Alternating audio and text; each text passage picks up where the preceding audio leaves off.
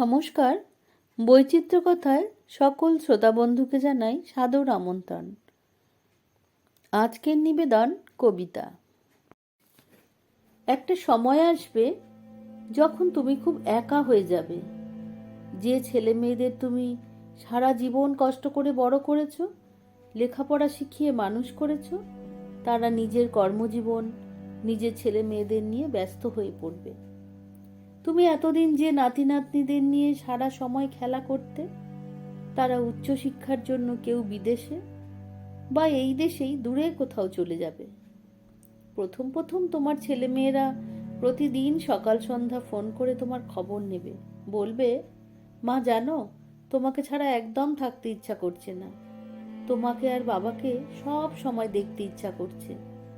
এমনকি তারা ভিডিও কলও করবে, তোমাদের সাথে কত কথা বলবে, তোমাকে তাদের নতুন বাড়ির ছবি পাঠাবে, বাবা মায়ের জন্য ফ্ল্যাটের কোন দুটো রুম আলাদা করে রেখেছে তাও দেখাবে, আর বলবে, মা তুমি বাবাকে নিয়ে চলে এসো না, এখানে আমাদের সঙ্গে থাকবে, তোমারও যেতে মন চাইবে, দু একবার ঘুরেও আসবে 2-4 দিন থেকে। তারপর যোগাযোগ কমতে শুরু করবে কোনো এক অজানা কারণে। সপ্তাহে একবার করে তাদের কল আসবে, আর তুমি অধীর আগ্রহে অপেক্ষা করে থাকবে ওই দিনটাতে কথা বলার জন্য। এই দিনটাও একদিন, 1 মাসে বা তারও বেশি দিনে পরিবর্তিত হবে।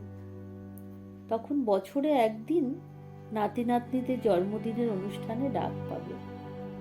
গিয়ে দেখবে ছোট্ট ছোট্ট যে নাতি নাতনিদের নিয়ে তুমি মেতে থাকতে, তারা খুব একটা তোমার সাথে মিশছে না, তারা ব্যস্ত তাদের বন্ধু বান্ধবদের নিয়ে।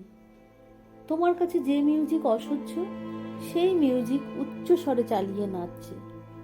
তোমার নিজের ছেলে কিংবা মেয়েও তাদের অফিসের কলিগদের নিয়ে ব্যস্ত। 4 ঘন্টা বসে থাকার পর হঠাৎ করে তোমার ছেলে এসে বলবে, মা তুমি আর বাবা সময় করে একটু খেয়ে নিও, দেখতেই তো পাচ্ছ কত ব্যস্ত আমি। রাতে ঘুমানোর সময় দেখবে যে দুটো রুম মা আর বাবার জন্য এতদিন তোমাকে ফোনে ভিডিও কল করে দেখাতো, সেই রুম দুটোতে ওদের কোনো নিকট আত্মীয় তাদের বউ বাচ্চা নিয়ে ঘুমোচ্ছে। সব থেকে খারাপ লাগবে যখন পরের দিন তোমার ছেলে বৌমা এসে বলবে, মা তোমরা কি কাল চলে যাবে, 2 দিন থেকে যাও না। তোমাদেরও তখন বুঝতে অসুবিধা হবে না যে ওরা তোমাদেরকে থাকার জন্য জোর করতে আসেনি। গ্রামের বাড়ি ফিরে এসে যখন দেখবে পাশের বাড়ি সবজির দোকানি কিংবা রাজমিস্ত্রি তার বাবা মায়ের সঙ্গে রাতের খাবার খেয়ে একসাথে টিভি সিরিয়াল দেখছে, তখন তুমি ভাববে ছেলে মেয়েদের দূরে সরে যাওয়ার কারণটা উচ্চশিক্ষায় শিক্ষিত করা নাকি তাদের ভালো চাওয়া। সেই ভাবনার উত্তর অনেক রকম হতে পারে, সে কথা আজ নাইবা বললাম। শুধু এইটুকু মনে রেখো, প্রত্যেক বাবা মা তাদের জীবনে 2 বার স্যাক্রিফাইস করে। একবার নিজের ছেলে মেয়েকে মানুষ করার জন্য বাড়ি ছেড়ে বিদেশে কিংবা দেশের দূরে কোথাও কর্মজীবন কাটায়, আরেকবার তার ছেলে মেয়েদের জন্য তাদেরকেই দূরে থাকতে হয়। এটাই জীবনের রীতি।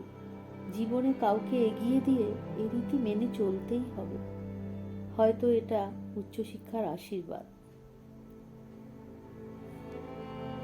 আজকের এই ভিডিওটা যদি বন্ধুরা তোমাদের ভালো লেগে থাকে, তাহলে অবশ্যই আমার চ্যানেলটি সাবস্ক্রাইব করো, আর লাইক, শেয়ার ও কমেন্ট করতে ভুলো না।